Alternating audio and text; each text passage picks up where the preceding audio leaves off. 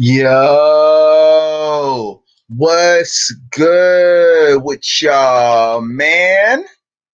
It's your boy, Kid Max, and today we got another one. Yo, what's good, YouTube family? It's your boy, Kid Max, just here for another video with you guys today before the Los Angeles Lakers game and the Chicago Bulls game. Here to talk about the game that we saw last night between the Charlotte Hornets and the Golden State Warriors, and the dub for Charlotte. All right. It was a dub for Charlotte and a great game for your boy Lamelo Beasley. You feel me? Great game for Lamelo Beasley. Now let's get straight into it. Um, make sure you guys hit the like button, hit the subscribe button. Okay. Make sure you guys check out the other video content. We just up here grinding, all right? My bad. So let's get straight to it. Yeah, Miles Bridges, 22 points, 3 assists, 8 rebounds, 42 minutes. Great game for Miles Bridges. I think Miles played a really strong game, and I think that you know, honestly. So I'm not even gonna make this video that long. This is gonna be a very short video. I'm not going to cap because I just got a couple points to make. So yeah, Miles Bridges, 22 points, 3 assists, 8 rebounds. Played a strong game. A small game, a kind of quiet game for Gordon Hayward last night. 10 points, 4 assists, 3 rebounds. His shot just was not finding the bucket last night. Mason Plumlee didn't get that many rebounds, but was still an effective presence for the team defensively. Okay.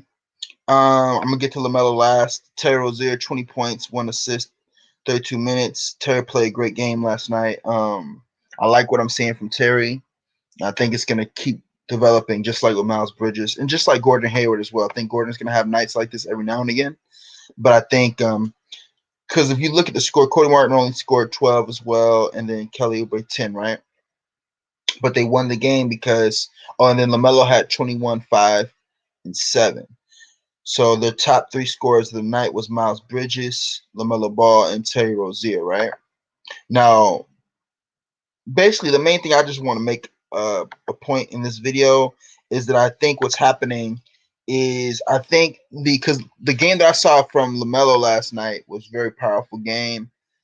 I liked how he was driving to the basket.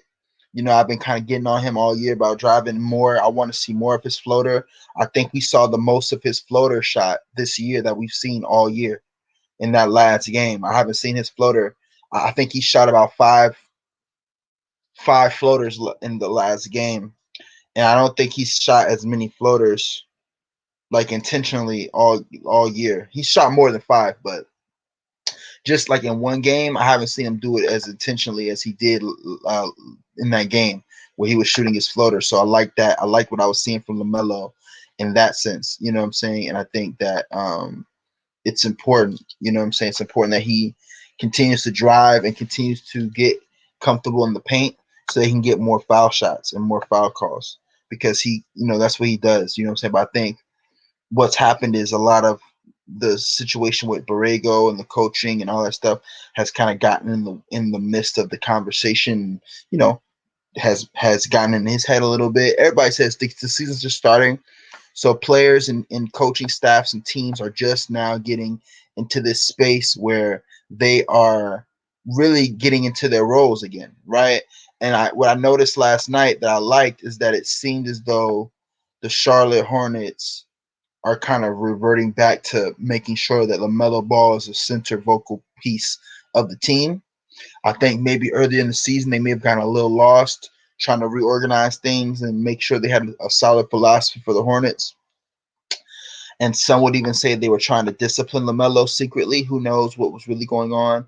But in the grander scheme of things, I think it was just adjustments that needed to be made. I think players are getting more into their roles. And that's what I noticed that's what I noticed in that last night's game. I noticed players on the team kind of deferring to Lamelo a little bit more than usual, and with a bit more intention in letting him lead the game. Even with him giving to Gordon, because like I said before, I think the pivotal pieces that they need to have, if they're going to have any direction, it needs to be, when it comes to priorities, it needs to be Lamelo Ball, Gordon Hayward second, okay, because of his contract and his play style, he needs to get hot a little faster. And then you could have Terry Rozier as the second or third option because he doesn't need as many shots to get us to get hot like Gordon Hayward does, in my opinion. And his game enables him to get a little bit more buckets than Gordon Hayward in regards to getting to the basket and getting quick shots, whereas Gordon Hayward relies a lot more on his post up game, his post game, his post play. Even though Gordon Hayward can also get layups pretty nicely as well, and he's a good player. But like I said, if I'm speaking, and by the way, I'm speaking from the Charlotte Hornets perspective because it's obvious that they value Gordon Hayward over Terry Rozier because they value Gordon Hayward over Lamelo, right? In regards to making Gordon Hayward a priority. So that's the only reason why I put Gordon Hayward as second priority, because it's obvious that because of his contract and because of his value to the team in regards to the eyes of Charlotte, he's going to be their second option. He's technically their first option, really. But see, they have to switch that up because LaMelo should be the first option. You see what I'm saying? As the point guard. Okay. But so, like I said, if we're talking about within the structure that I see them building right now, that I think that they're working on, I feel like it should be LaMelo first option, Gordon Hayward second option, for whatever reason they have that set up, and then Terry Rozier third option, and then Miles Bridges. And again, not as in, it can switch either or, but as far as just where the team knows when it comes to passing, how do they pass the ball to who first? Because the reason why LaMelo kept losing, people kept not passing the ball to LaMelo, you see, because even though he's the point guard, he wasn't being considered as a first option like he should be.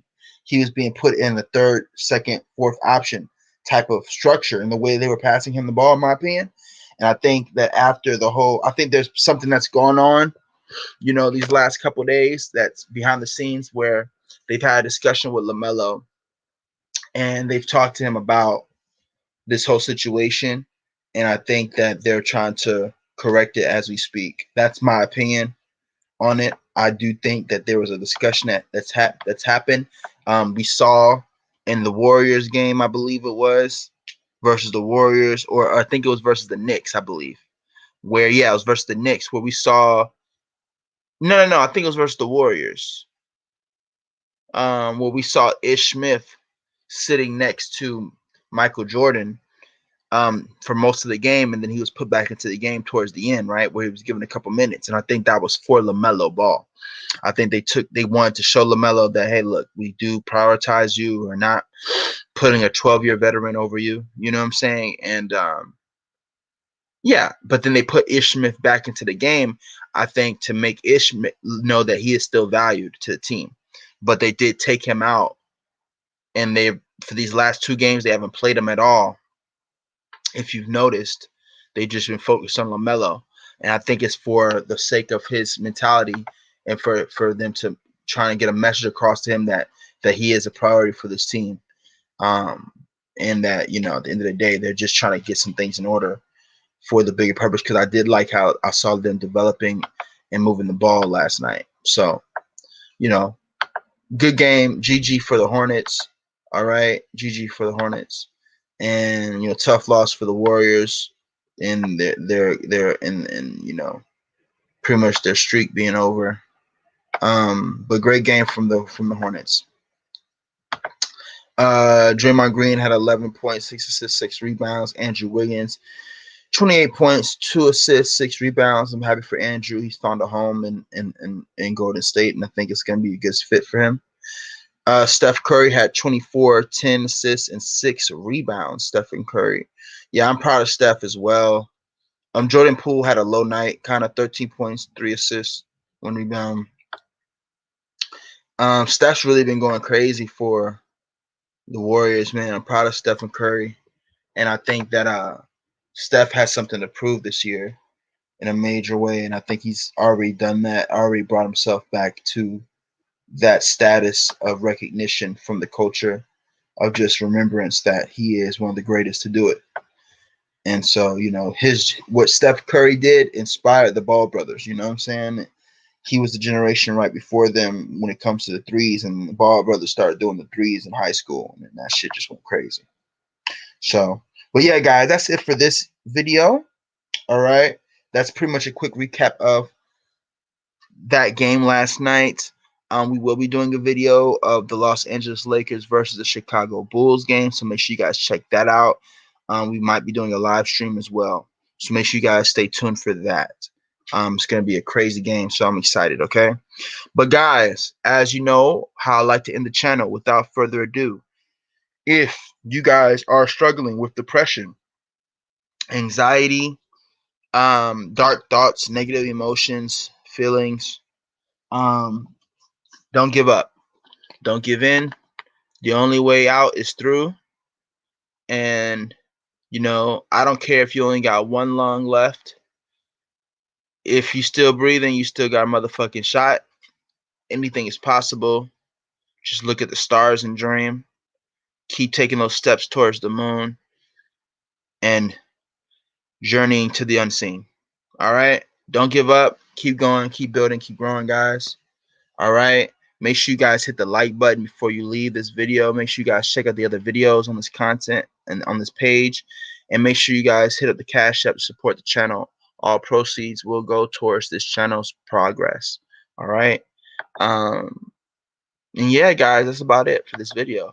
So, without further ado, it's your boy, Kid Max. And today, oh shit, I'm tripping. So, without further ado, it's your boy, Kid Max, and I'm out in the cut. Sips tea. Peace and love. I'm out.